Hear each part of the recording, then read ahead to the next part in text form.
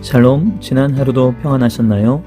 오늘은 기도와 순종의 본이 되신 예수님이라는 제목으로 말씀을 함께 나누겠습니다. 우리가 당연히 여기며 살아가는 많은 일들이 있습니다. 직장을 다니니까 당연히 월급을 받아야 되고, 자녀니까 당연히 부모님께 용돈을 받아야 되고, 친구니까 친구의 도움을 당연히 받아야 된다고 생각합니다. 물론 크게 잘못된 것은 아닙니다. 그런데 남이 나에게 해주는 것은 당연하게 생각하면서 내가 남에게 해야 할 일은 당연하게 생각하지 않을 때가 많습니다. 월급을 받으니까 당연히 성실히 부지런히 일해야 하고, 부모님이 자녀에게 용돈을 주니까 자녀는 당연히 부모님 말씀을 잘 들어야 하고, 나를 도와주는 친구니까 당연히 나에게 싫은 소리도 할 수 있는데 그런 생각은 잘 안 하게 됩니다. 항상 나 중심으로 생각하며 살기 때문일 것입니다. 신앙생활도 비슷한 면이 있습니다.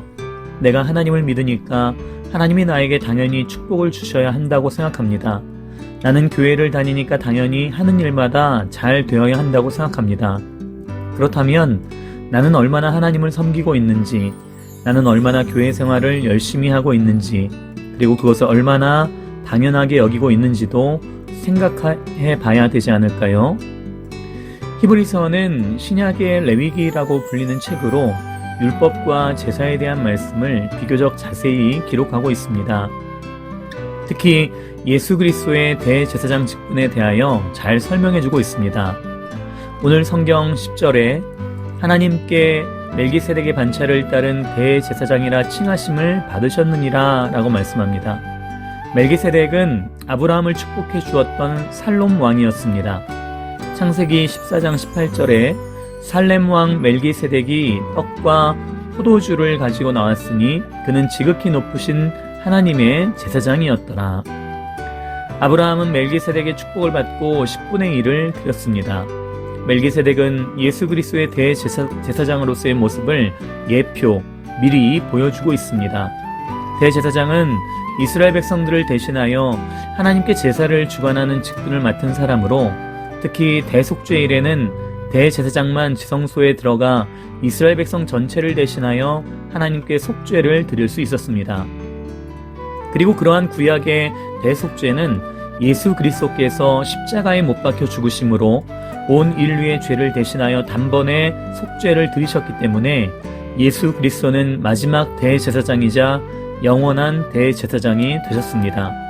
그런 예수님께서 오늘 성경에 이렇게 하셨습니다. 7절에 그는 육체에 계실 때에 자기를 죽음에서 능히 구원하실 이에게 심한 통곡과 눈물로 간구와 소원을 올렸고 그의 경건하심으로 말미암아 들으심을 얻었느니라. 하나님의 아들 예수 그리스도께서 이 땅에서 왜 심한 통곡과 눈물로 기도하셨을까요? 당연히 구원해 주실 텐데, 당연히 살려 주실 텐데, 당연히 들어주실 텐데, 하나님의 아들 예수님은 왜 심한 통곡과 눈물로 하나님 아버지께 간절히 기도하셨을까요?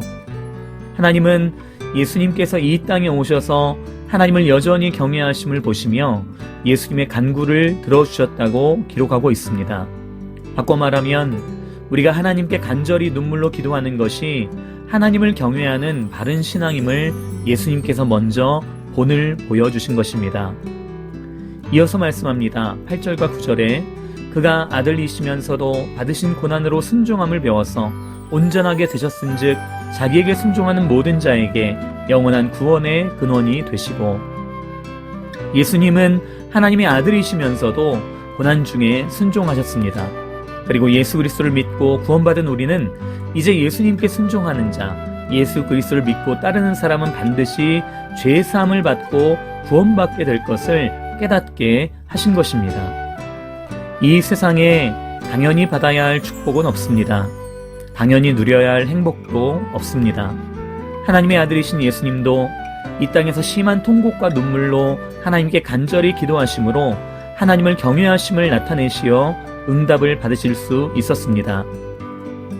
마찬가지로 우리도 하나님께 예수 그리스도의 이름을 의지하여 간절히 눈물로 기도하고 또 기도함으로 하나님을 경외하는 것이 인정될 때 하나님께서 우리의 기도에 응답해 주시고 축복해 주실 것입니다.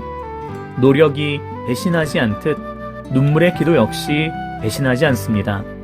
또한 예수님께서 고난 중에도 하나님 아버지께 순종하셨듯이 우리 또한 예수 그리스도를 믿고 따르며 고난 중에도 순종할 때 구원의 축복을 받을 수 있습니다.